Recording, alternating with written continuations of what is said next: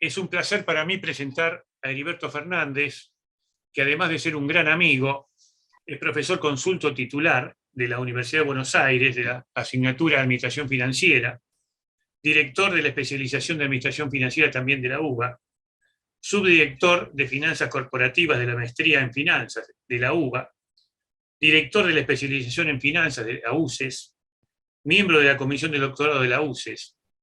Heriberto va a exponer sobre el tema la crisis financiera mundial, sus causas y posibles consecuencias. Va a analizar las causas del episodio de la crisis mundial de los años 2008-2009 y pasará revista del desenvolvimiento monetario de la economía mundial durante buena parte del siglo XX y lo que va del presente siglo. Se anticipará posibles desenlaces del enorme desequilibrio existente entre el volumen de activos financieros creados, o sea, el dinero, y la economía real. Heriberto, te dejo para que puedas exponer. Muchas gracias, Marcelo. Bueno, tenemos a la vista la carátula de la presentación, Tendencias de la Economía Mundial. Pasamos a la siguiente diapositiva. Pasamos directamente a la tercera diapositiva, que es esta que incluye el primer gráfico.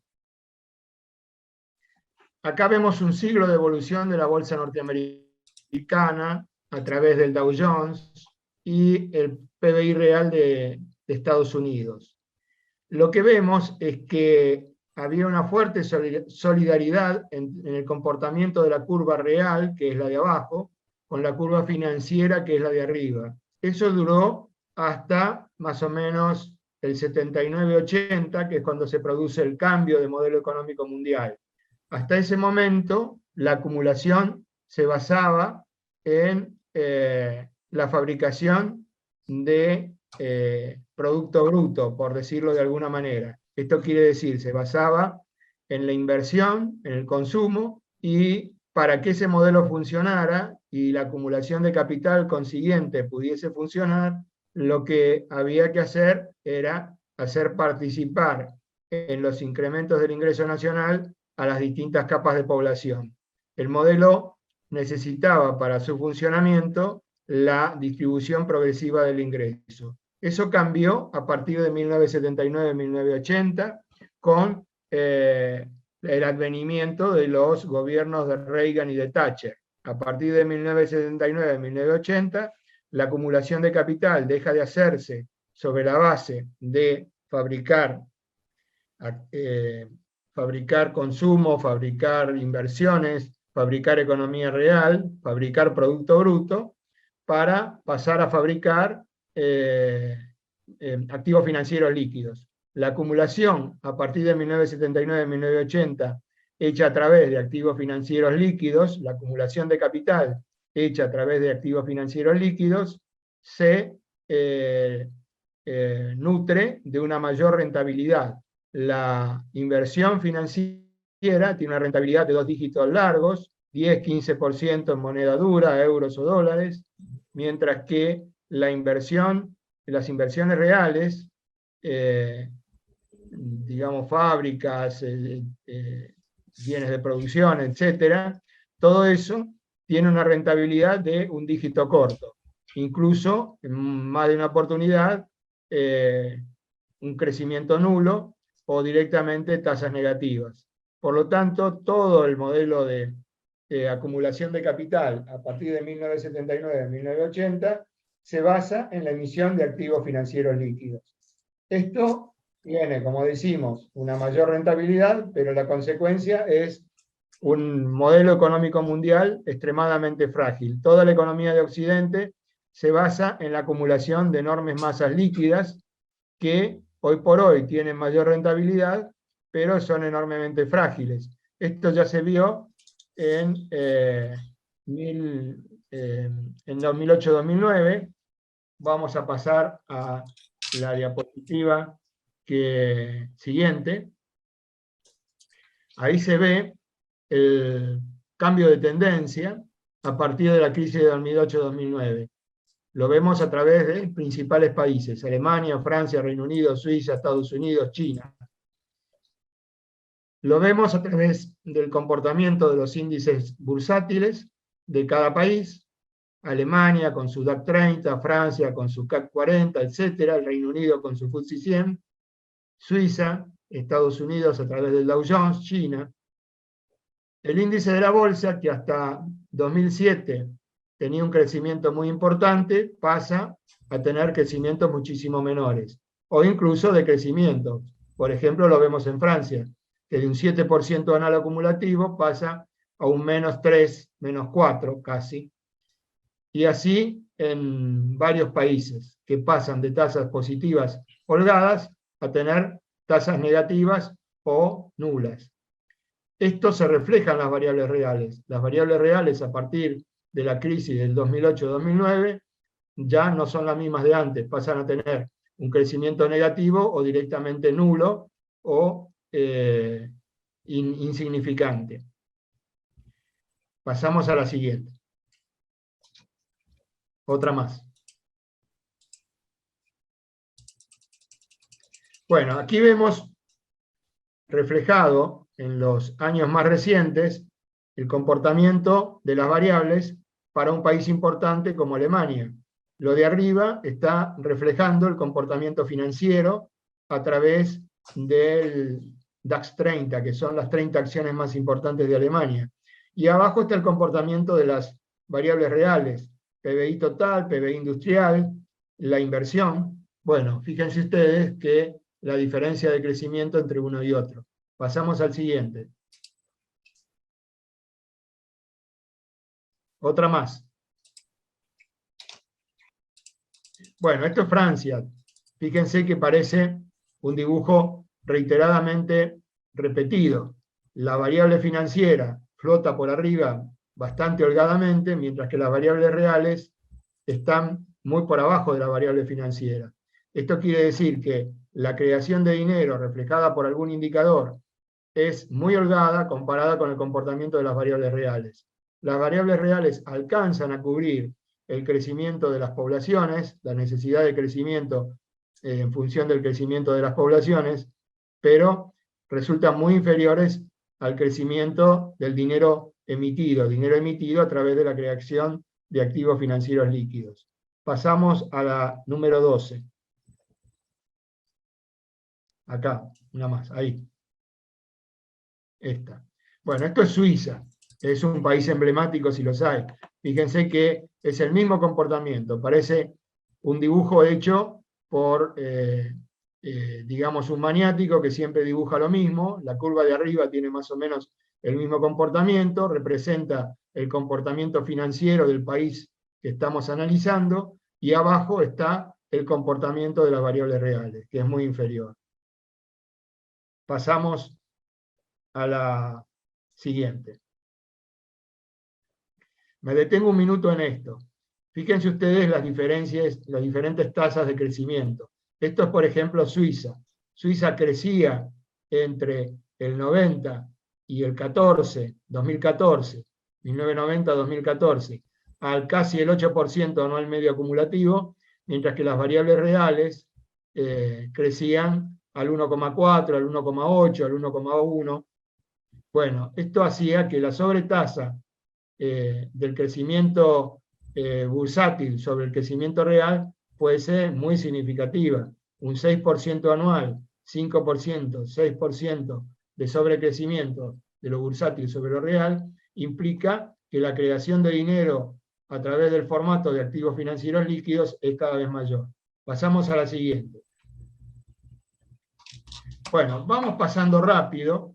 Este es Estados Unidos a través del Dow Jones. Fíjense ustedes que siempre aparece el mismo dibujo. Pasamos a otra más. Otra más. Bueno, este es Standard & Poor's, por ejemplo. Standard & Poor's, como ustedes saben, son 500 acciones. Es más representativo que el Dow Jones, pero de todas maneras el comportamiento que aparece es más o menos el mismo de los dibujos anteriores. Siempre aparece la curva financiera por arriba y las curvas reales muy por abajo. Con lo cual, aunque las curvas reales cubren las necesidades de la población, no alcanzan a compensar este desaforado crecimiento de las variables financieras. Pasamos más adelante, vamos completando los distintos ejemplos de países. Siguiente. Bueno, acá podemos mostrar, volvemos un momento atrás, a la 19. Este es otra más atrás. Le muestro el Russell 3000. El Russell 3000 es un indicador poco conocido, pero es el indicador de las 3.000 acciones más importantes de Estados Unidos. Esto quiere decir 98% de la capitalización. Para 98% de la capitalización americana, el comportamiento es más o menos el mismo. Seguimos adelante.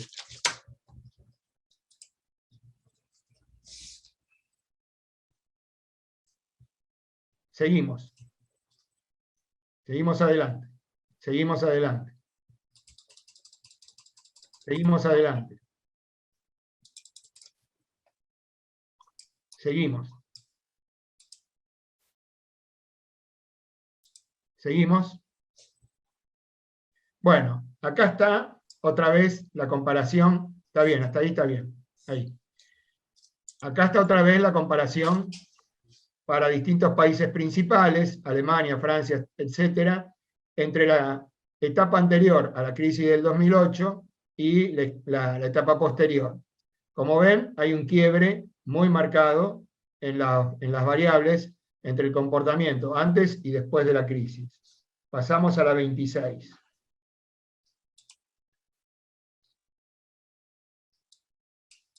Bueno, acá se ve que a pesar de toda la declamación que se hace, en Occidente cada vez más se basa el sostenimiento del sistema económico en el crecimiento de las variables monetarias. Fíjense ustedes que la relación moneda-PBI para Estados Unidos, que en 1980 era de 86%, en 2010 llega a ser 120%. Bueno, vamos ya hacia el final, la diapositiva 29, para mostrar las conclusiones. La número 30, en realidad. Bueno, acá resumimos las ideas. A partir de 1979-1980 se dio, por lo que hemos venido diciendo, un cambio profundo y violento en el modelo económico vigente. Se pasó de economías reguladas con fuerte intervención estatal y estado de bienestar a mercados libres y desregulados, particularmente notorio en la actividad bancaria. Se abrió un abismo entre la actividad real y la evolución de los mercados financieros, cosa que hemos estado viendo a través de los gráficos y cuadros. Se observa una altísima inflación de largo plazo en los activos financieros. Esto es una llamada de atención porque no hay inflación en los precios de los bienes, pero hay una altísima inflación en los precios de los activos financieros a través de las cotizaciones bursátiles y extrabursátiles. Bueno, es un fenómeno que no tiene antecedentes en más de 100 años de historia económica y esto llevó a un cambio profundo en el modelo de acumulación capitalista. Decimos en nuestra tesis de doctorado que se pasa de una acumulación basada en la creación de activos reales a acumulación de capital basada en la emisión de activos financieros líquidos. Bueno, y pasamos ya a la última diapositiva. Microeconómicamente resumimos la siguiente, por favor. La última, Alberto. Entonces la anteúltima. Esta. Ahí estamos.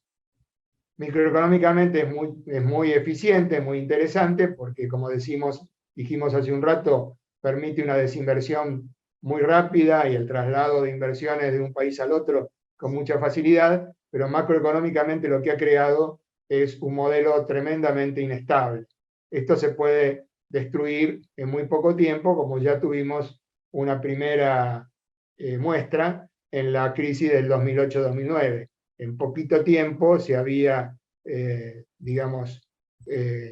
trasladado la crisis desde un solo país a todos los países, y esto hace que el modelo sea extremadamente frágil. Es un modelo basado en la acumulación, por ahora interesante, microeconómicamente hablando, por la rentabilidad que tienen los activos financieros líquidos, pero extremadamente débil porque no tiene economía real detrás y se puede destruir en cualquier momento. Por lo tanto, lo que sostenemos es que esto es sumamente precario. Pasamos si tenemos un minuto más, a las variables actuales. El archivo siguiente. El Excel. Bueno, acá tenemos el ejemplo de lo que está pasando. Muestro primero la evolución del Dow Jones. Vamos a la primera solapa, Dow Jones. Ahí está, Dow Jones. A ver, esta. Bueno, fíjense ustedes que lejos de haberse modificado el comportamiento después de los sucesos de crisis del 2008-2009, cada vez se acelera más. Este es el Russell 3000, 98% de la capitalización americana. Si en 2015, que es el último año que abarca nuestra tesis de doctorado, el índice de Russell 3000 estaba en 900 puntos, ahora, a octubre del 22, está en 1500. Pasamos al M3 y PBI, solapa del M3 y PBI. Fíjense ustedes que calculando la relación entre el M3, o sea, entre el dinero bancario y el PBI, para distintos años, en 1970 la relación era 58%, en el 88 estaba más o menos igual, en el 64 subió apenas un poquito, y ahora, en 2022, está en 94%. Esto quiere decir que cada vez más los países, los principales países, hacen una emisión cada vez más holgada de dinero. El M3 en relación con el PBI norteamericano ahora está en 94%, contra en 1970 estaba en el 57%. Esto lleva la relación de Estados Unidos con el PBI mundial a un 24%, el PBI mundial está en 96 billones, billones en sentido latino, millones de millones. En China está en 17 billones y el PBI norteamericano está en 23 billones. Esto quiere decir que Estados Unidos participa en un 23,9% del PBI mundial, China participa en un 18,5% y está cada vez más cerca. Lo que se observa es que China cada vez crece más y está pisándole los talones a Estados Unidos. Bueno, para el tiempo que tenemos, hemos redondeado lo más posible y lo que tenemos para decir es que el modelo tiene una precariedad enorme. Siempre decimos que nosotros no hacemos pronóstico, lo que hacemos es diagnóstico, pero el diagnóstico nos está mostrando un modelo económico mundial extremadamente frágil y que puede destruirse en pocas semanas en caso de que haya una corrida suficientemente generalizada como ocurrió en el 2008-2009. Bueno, y con esto hemos terminado. Si ustedes quieren hacer alguna pregunta o consulta, el mail de consulta está puesto en la carátula. Quedo a disposición, les agradezco la presencia, los saludo a todos con todo afecto. Muchísimas gracias, Heriberto.